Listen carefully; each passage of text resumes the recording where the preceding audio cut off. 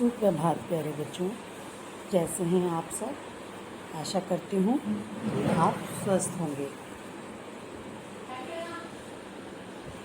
बच्चों, हमने अपनी पिछली वीडियो में पाठ 2 पर वर्ण विचार पढ़ा था।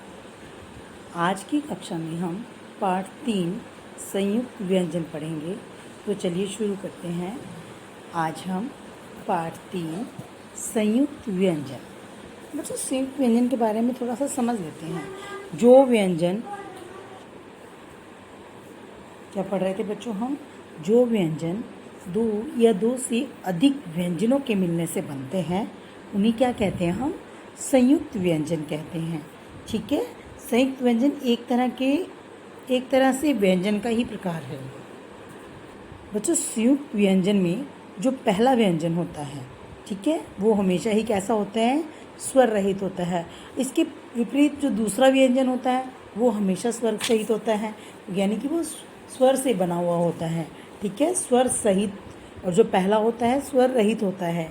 ठीक है। परिभाषा पढ़ते हैं इसकी। संयुक्त व्यंजन किससे बना है? संयुक्त व्यंजन बच्चों दो व्यंजनों के मेल से बनते हैं। हिंदी में कुल कितने संयुक्त व्यंजन होते हैं? हिंदी में कुल 4 संयुक्त व्यंजन होते हैं। तो ठीक है बच्चों, हमने क्या पढ़ा था? जो हमारे हिंदी में 4 संयुक्त व्यंजन होते हैं, कौन कौन से होते हैं? क्षय, त्रय, ज्ञ और श्रय। तो ये कैसे बनते हैं बच्चों? क हलंत जमा शय क्या बन गया? क्षय क्षत्रिय। तय हलंत जमा रय त्रय त्रिशूल। जय हलंत जमा अय खाली क्या बना? ज्ञ ज्ञानी। शय शलजम जमा रय, तो क्या बना बच्चों? ये आपका कौन सा संयुक्त व्यंजन बना? श्रय श्रम। तो इनसे हमने कौन कौन से शब्द बनाए हैं? देखो, क्षय से कक्षा, परीक्षा। आप इसके अतिरिक्त भी और कुछ भी बना सकते हैं। त्रय से हमने बनाया पत्र, मित्र। ज्ञान से हमने शब्द बनाया ज्ञ से ज्ञान, विज्ञान। श्रय से श्रम, परिश्रम। ठीक है बच्चों, ये आपको क्लियर हुआ? चलिए अब हम थोड़ा सा अपनी बुक से पढ़ते हैं। हिंदी की वर्णमाला में संयुक्त अक्षर क्षय, त्रय, ज्ञ और श्रय होते हैं। इसके अतिरिक्त 2 व्यंजनों को जोड़कर भी लिखा जाता है। और जब 2 व्यंजनों को जोड़कर लिखा जाता है तो पहला व्यंजन, जैसे कि मैंने आपको पहले बता दिया है, कैसा होता है? वो अरहित होता है। और जो दूसरा व्यंजन होता है बेटा वो असहित होता है, जिसे हम क्या कहते हैं? संयुक्त व्यंजन। अब ये देखो, जैसे हमारा प हलंत जमा ये है।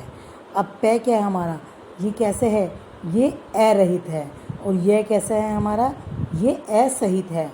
तो प आधा हो गया, जो है अधूरा है। ये प या यहाँ पे आकर न लगाया हमने, क्या बनाया? प्याज। क, ये इसको पूरा नहीं बना बेटा, ये आधा है, ध्यान रखना। क जमा ख क्या बन गया? ये आधा क ख कक। तो इसका वर्ड क्या देख के हमने, पिक्चर देख के क्या लिखा? मक्खी। इसको आपने प्रैक्टिस करनी है घर पर पढ़कर, इन शब्दों को जोड़कर। ये आधे शब्द हैं जो हलंत वाले हैं, ठीक है। और जो बाद वाला शब्द है आपका वो हलंत सहित है, पहले वाला आपका हलंत रहित है। बच्चों, अगला प्रश्न हमारा है, रय के विभिन्न रूप कौन कौन से होते हैं? देखो, रय के बारे में पहले हम जान लेते हैं। जब रय व्यंजन किसी अन्य के साथ जुड़ता है ना, तो उसमें कोई व्यंजन जुड़ जाता है तो उसे अलग अलग तरीके से लिखा जाता है। अब जैसे रै हमारे पास सिंपल है। रै को कैसे हमने सिंपल लिखा है? रबड़। और रै के यहाँ पर ये देखिए, इसके पैर में है तो क्रम। और रै ये सर के ऊपर है, यहाँ पर शिरोरेखा के ऊपर है, तो क्या बोलेंगे इसको? पर्व। और यहाँ पर ये ट्रै बना, ट्रै के नीचे रै के इसके पैर के नीचे है तो इसको बोलेंगे ट्रक। ठीक है बच्चों, तो संयुक्त व्यंजन हमने पढ़ लिया। अब हम इसका अभ्यास कार्य पढ़ते हैं। संयुक्त व्यंजन किसे कहते हैं?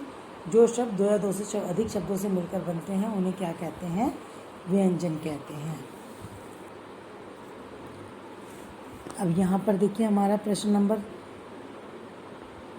2 में नीचे दिए गए संयुक्त व्यंजनों में से 2-2 शब्द बनाइए। बच्चों देखो, यहाँ पर क्या है? ज। अब इससे हमने सज्जा, रज्जा है। अब ये क्या है? च है कुछ आप इससे जो भी वर्ड बनाएंगे आप, ठीक है बेटा। इसका हमारा दूसरा शब्द क्या है? च, बच्चा और कच्चा। ये जो बाकी के शब्द हैं आपके गृह कार्य के लिए आपको दिए गए हैं। प्रश्न नंबर 3 में देखिए, नीचे दिए गए संयुक्त अक्षरों को जोड़कर लिखो। कुछ संयुक्त अक्षर दिए गए हैं बच्चों, इनको हमने क्या करना है? जोड़कर बताना है। अभी जैसे क्ष है, कक्ष, यहाँ पे कोण था, इसमें हमने त्रि को जोड़ना है तो क्या आ गया? त्रिकोण। अब यहाँ देखिए प दिया हुआ था, इसमें क्षय जोड़ दो तो पक्षी भी हो जाएगा बेटा, और पक्ष भी लिख सकते हैं हम खाली। क्षत्रिय, क्षत्रिय, ठीक है। समक्ष, और आपका है विचित्र। इसी प्रकार बच्चों अगला हमारा है ज्ञान, आज्ञा, आज्ञा, ठीक है। अज्ञान, श्रम, आश्रम और परिश्रम। प्रश्न नंबर 4 में देखिए, नीचे दिए गए शब्दों में र का अलग अलग तरीके से प्रयोग किया गया है, इन्हें छांटकर सही जगह पर लिखना है। अब ये देखो, ये वाले र के सामने ये कुछ शब्द दिए गए हैं: स्वर्ग, रास्ता, समुद्र, ट्राम, ड्रामा, सम्राट, पर्वत और कबूतर। ये अलग अलग मात्राओं के शब्द हैं, ठीक है बच्चों। जिस मात्रा का जो शब्द है उसके सामने लिखना है आपने। देखो ये रास्ता का है, ये रास्ता, कबूतर, पर्वत, स्वर्ग, ये मात्रा सिर के ऊपर लगी हुई है यहाँ पर है आपका ट्राम, ड्रामा, ये मैं के पैर में रह है सम्राट, समुद्र। चित्र पहचान कर लिखिए तथा उसमें संयुक्त व्यंजन पर डैश लगाइए। क्या है ना, सर्कल लगाइए। आपके सामने क्या है, ये देखो, चित्र पहचान कर शब्द लिखिए, संयुक्त व्यंजन पर सर्कल लगाइए। इसमें संयुक्त व्यंजन कौन सा है? देखो बच्चों, ये हमारा क्या है? छत्ता, गुब्बारा,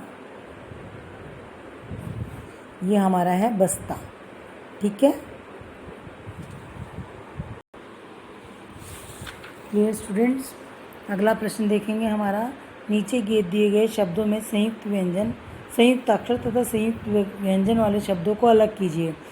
कुछ वर्ड आपके दिए हैं संयुक्त व्यंजन के और कुछ लिखे हैं संयुक्त अक्षर के। कल्याण, त्रिशूल, कक्षा, गुच्छा, परिश्रम, प्रसन्न, सत्य, ज्ञान, ठीक है। संयुक्त व्यंजन में आपका है प्रसन्न,